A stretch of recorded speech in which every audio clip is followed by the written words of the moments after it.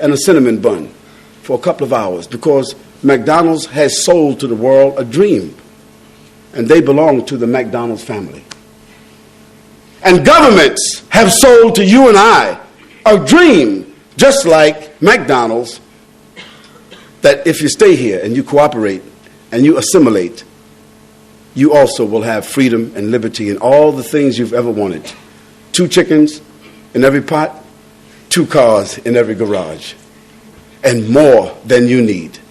Of course, and plenty of credit cards.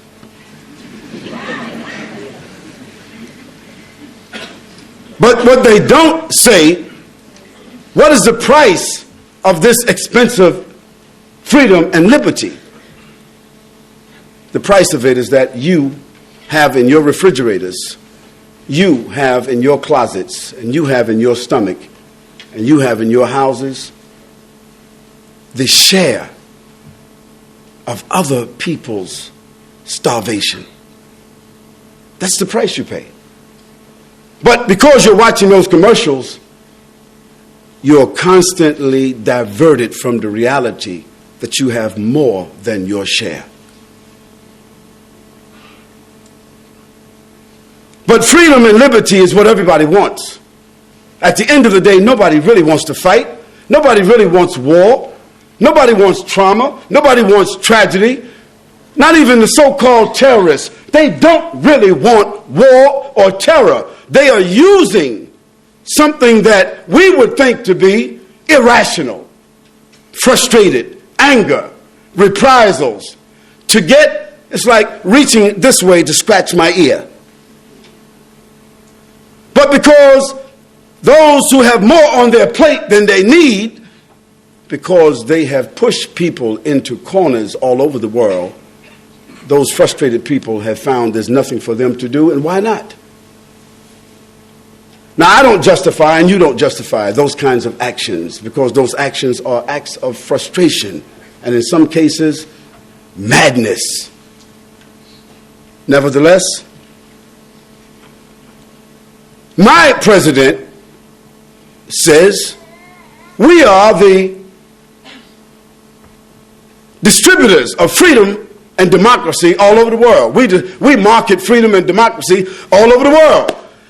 And whoever has a problem, we're going to solve it our way. And there's only one menu, and that menu is stars and stripes.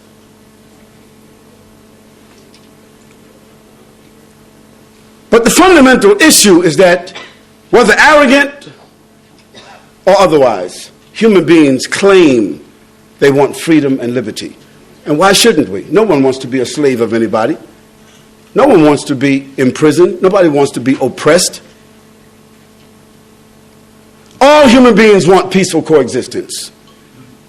If I have a neighbor and we disagree and we argue and we throw stones at each other, or we fight, or we throw trash at each other, inevitably, what's needed here is somebody to arbitrate.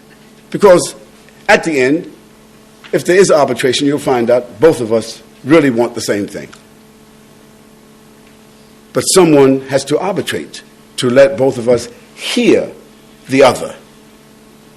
Because every human being, whosoever they are, they really want peaceful coexistence. Because how can you enjoy your life if you've got somebody next door to you throwing rocks, cursing, shooting, threatening?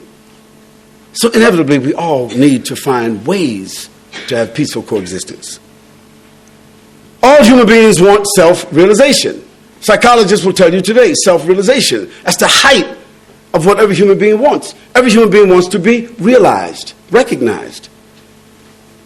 And think back for a moment, if you can, when you were in a crib.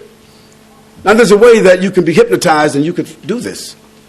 But if you can, think, when you were in a crib, you were maybe 18 months, maybe 12 months, maybe 9 months, and you weren't walking yet. And you heard people saying your name, but you didn't know it was your name they were saying. You just, when they looked at you, they were smiling and laughing, touching you, poking you. And every time they said your name and you kind of googly or did something nice, they stroked you or gave you something. So after a while, you started associating that sound with you. And psychologists say this is the first point of self-realization. And from that point, when you go to an interview, did you know that in a professional interviewer, they are told that in a 10-minute interview, they should say your name at least 7 times. Hi, Marcia. How you feel today? Hi, John. How's everything? John, let me ask you a question. Marcia, please let me ask you this question. They're told to say your name at least 7 or 8 times in that 10 minutes because it builds what's called an intimacy, a trust, a bond. Because everyone loves to hear their name. If there's anything that we will pay for and incline ourselves towards, it's our name. Because our name is the most sacred thing. We have nothing else to be recognized by except our names. That's why the prophet, peace and blessing be upon him, said, when you have a child, give them a good name. Because a good name starts them off with positivity about themselves, self-esteem. That's part of self-realization. Every human being wants to have the opportunity to achieve, to have, to own, to determine for themselves, for their families, whatever other human beings have the right to own and to achieve. This is all part of self-realization. Every human being has principles and values. Jeffrey Dahmer, he had some principles and values. Ask his mother. I listened to an interview with Jeffrey Dahmer's mother. How many people here know who Jeffrey Dahmer is? That's the guy he was eating other human beings. I think he consumed about 17 human beings. Now, that's not cannibalism now, because cannibals, they don't do this objectively. This is a man who's a civilized human being, who made a determination, who had a special fetish to trap, confine, sedate, kill, dismember, and then put them in a jar to be pickled, and then piece by piece over a period of 6 years devour them. And while he was doing that, he was going to work every day, kissing his mother and waving at people going down the street and sitting in McDonald's.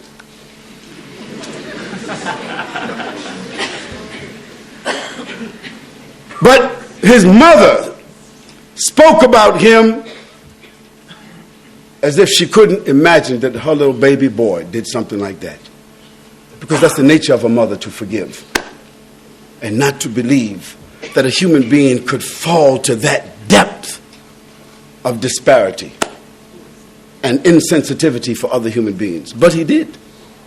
But even Jeffrey Dahmer had principles, and everyone here has principles. Now, you might call it religion, you might call it philosophy, you might call it belief, you might call it convictions. But you do have some principles.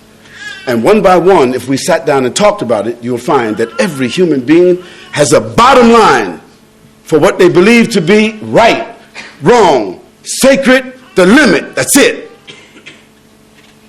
And that's where all human beings need to sit down and talk and find out, where are our limits and where do we meet?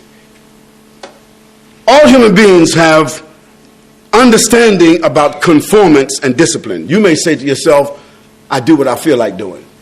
I do what I want to do, whenever I want to, however I want to. I'm free. I'm independent. I'm Australian. I'm American. I'm British. I don't have to listen to anybody. But you do. When you drove here tonight, I don't care what your philosophy is, what your religion is, what your orientation is. When you drove here tonight, you conformed to the traffic outside. You stopped at red lights. I think you did.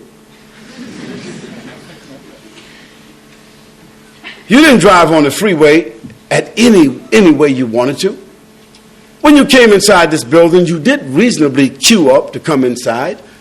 So we are all conforming to things consciously, and we are also conforming to things subconsciously. Because some of you who have bladder problems, you're going to conform